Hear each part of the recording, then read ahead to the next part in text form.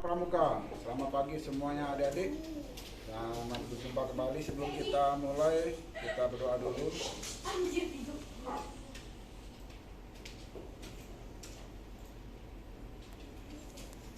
Amin. Selamat pagi adik-adik. Semoga kita dikaruniai Tuhan beri kesehatan dan keselamatan.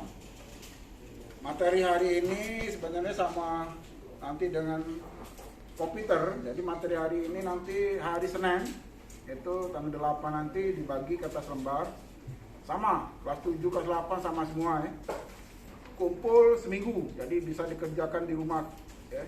Nah, ini juga sama. Komputer itu ada TTS. Ya, nanti dibagi hari Senin. Ya. Jadi dikerjakan ini tentang dasar dharma dalam kehidupan sehari-hari. Jadi baca contoh apa? Mudah-mudahan adik-adik paham. Jadi nanti dikasih selebar 10 dasar dharma. Jadi di sini ada 3 dasar dharma. Pertama, takwa pada Tuhan Yang Maha Esa. Apa saja yang ada di dalam kehidupan sehari-hari, ya, itu saja yang bisa kakak sampaikan. Nah, ini yang komputer sama, tapi kelas 7 lain, kelas 8 lain, kelas 9 lain.